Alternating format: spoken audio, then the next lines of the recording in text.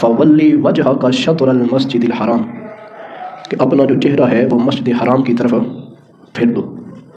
تو رسول پاک صلی اللہ تعالیٰ علیہ وآلہ وسلم نے اپنا جو مقدس چہرہ تھا وہ پھیر دیا۔ اب اس پر کافروں نے مذاق اڑایا کہ نعوذ باللہ محمد کو سمجھ ہی نہیں آتی کہ ان کا قبا کون سا ہے، قبلہ کون سا ہے، کدھر منہ کر کے نماز پڑھنی ہے۔ اگر پہلے والا صحیح تھا تو چھوڑا کیوں؟ اگر وہ صحیح نہیں تھا تو پھر اس کی طرف منہ کیوں کیا؟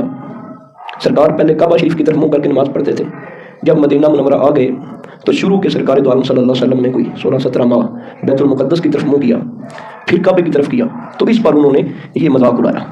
معلوم ہوا کافروں کا کام ہے قرآن کا، دین کا، مذہب کا، اسلام کا، سنت کا مذاق اڑانا، یہ کافروں کا ذریعہ ہے۔ اچھا ایک اور بات سنتے ہیں، سورہ بقرہ میں فرمایا من ذا الذی یقرض اللہ قرضا حسنا فیضاعفہ لہ اضعافا کثیرہ، کون ہے جو اللہ کو قرض حسنہ دے، اللہ ڈبل کر کے کئی گنا بڑھا کے واپس کر دے گا۔ اس پر بھی کافروں نے نعوذ باللہ کہا مسلمانوں کا رب غریب ہو گیا ہے، اللہ نعوذ باللہ قرض مانگتا ہے۔ جب یہ فرمایا نا کون ہے جو اللہ کو قرض حسنہ دے گا، یعنی حکم تھا اللہ کو قرض حسنہ دو، اب اس پر بھی کافروں نے مذاق اڑایا کہ نعوذ باللہ رب کمزور ہو گیا ہے۔ تو یہ قرآن اور دین اور مذہب کے اوپر انگلیاں اٹھانا یہ کافروں کا شیوہ ہے۔ ایک اور مثال سنتے ہیں، سورہ مدثر میں فرمایا علیہا 19 کہ جہنم کے جو دروغے ہیں ان کی تعداد 19 ہے، 19 ایک کم 20۔ تو جب یہ آیت مقدسہ نازل ہوئی تو ابو جہل نے یہ کہا کہ محمد کے مددگار تو صرف 19 ہیں جن کی ڈیوٹی جہنم پر ہے، ہم 10 یا 100 آدمی ان کو پکڑ لیں گے، ان پر غالب آ جائیں گے۔ ایک دوسرے کافر نے مذاق کرتے ہوئے یہ کہا تم لوگ 2 کو سنبھال لینا، باقی 17 کے لیے میں کافی ہوں، باقی 17 کے لیے میں کافی ہوں۔ یعنی اس طرح قرآن کا وہ مذاق اڑایا کرتے تھے۔ تو مالک نے پھر کیا فرمایا؟ اللہ رب العزت نے ارشاد فرمایا قل اب اللہ و آیاتہ و رسولہ، اے محبوب ان سے کہو کیا اللہ، اس کی آیتیں، اس کے رسول، کنتم تستہزئون، ان کے ساتھ تم ٹھٹا کرتے ہو، مذاق کرتے ہو، لا تعتذروا قد کفرتم بعد ایمانکم، اب تم بہانے نہ بناؤ ایمان لانے کے بعد کافر ہو گئے ہو۔ کام کیا کیا؟ جرم کیا تھا؟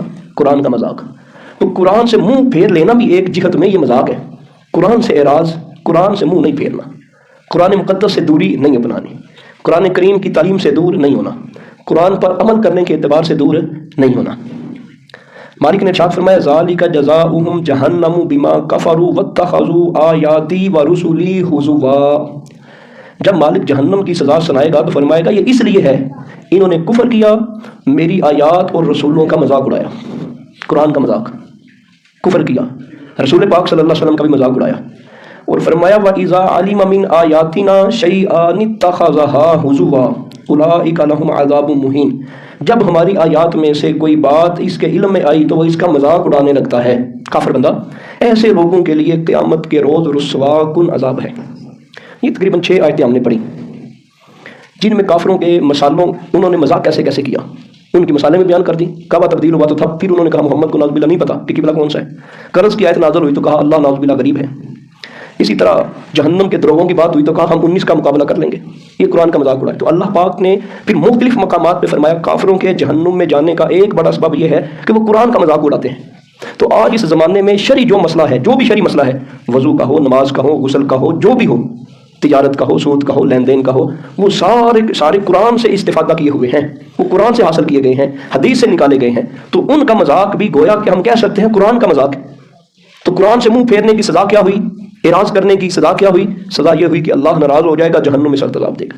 تو کبھی بھی قرآن کا ڈائریکٹ یا انڈائریکٹ مذاق نہ اڑایا جائے، قرآن کی کسی آیت کی نافرمانی نہ کی جائے۔ عیسائیوں میں ایک بندہ مسلمان ہوا نبی پاک صلی اللہ علیہ وسلم کے دور میں، نقصان سنیے گا، سرکار کے دور میں مسلمان ہو گیا، احادیث کی کتابوں میں بڑی اس کی تفصیل موجود ہے۔ سرکار دو عالم صلی اللہ علیہ وسلم نے دیکھا یہ بندہ پڑھا لکھا ہے، اس کو کہا کہ تو وہی لکھا کر، جو صحابہ وہی لکھتے تھے ان میں شامل کر دیا۔ کچھ عرصے بعد وہ پھر عیسائی ہو گیا، مرتد ہو گیا، دین سے دور ہو گیا۔ تو اس نے پتہ کیا کہنا شروع کیا؟ دین مسلمانوں کا صرف وہی ہے جو میں لکھ کر دیا کرتا تھا، اور اس نے کہا کہ ایسی کتاب لکھنا تو کوئی مشکل نہیں، یہ تو میں بھی لکھ سکتا ہوں، میں پہلے بھی ایسے کیا کرتا تھا، میں لکھ کے دیا کرتا تھا۔ قرآن کا مذاق بھی کیا، ساتھ رسول پاک صلی اللہ تعالیٰ علیہ وسلم کی توہین بھی کی، اور مذہب کو بھی چھوڑا، مرتد ہو گیا۔ جب وہ مرا اس کو دفن کیا گیا. جب دفن کر کے آئے صبح جب دیکھا تو وہ لاش باہر پڑی ہوئی ہے. کہا مسلمانوں کی یہ کوئی جال سازی ہوگی. اگلے دن پھر دفن کیا اور قبر میں سے اٹھا کے باہر پٹک دیا گیا. پھر انہوں نے دفن کر دیا. تیسرے دن کیا تو تیسرے دن میں باہر رہا. اسی طرح وہ سڑتا گلتا رہا. یعنی اس کو قبر بھی نصیب نہ ہوئی. کس کو؟ جس نے قرآن سے منہ پھیرا, قرآن کا مذاق اڑایا, قرآن کے چیلنج کو رد کیا. قرآن کا تو یہ چیلنج ہے نا, کوئی ایک آیت بھی نہیں لکھ سکتا. تو قرآن سے قریب ہونے میں ہی ساری کامیابی ہے. اور پھر ہوگا کیا؟ قیامت کے دن ایسے لوگوں سے کہ جو دین کا, مذہب کا, قرآن کا مذاق اڑاتے ہیں, ایسے لوگوں کے ساتھ جب معاملات ہوں گے تو اللہ نے فرمایا, یہ کہیں گے یا لیتا بینی و بینک, کاش میرے اور میرے اس یار کے درمیان, میرے اور میرے اس افسر کے درمیان, میرے اور میرے فلاں محبوب کے درمیان, میرے اور میرے فلاں مربی کے درمیان بعد المشرقین, مشرق سے مغرب تک کا فاصلہ ہو جاتا, دوری ہو جاتی. فبئس القرین, فرمایا واقعی تو بدترین دوست تھا. یہ آج جن دوستیوں کے پیچھے, جن تعلقوں کے پیچھے, جن برادریوں کے پیچھے, جن زمینوں کے پیچھے, جن کاروبار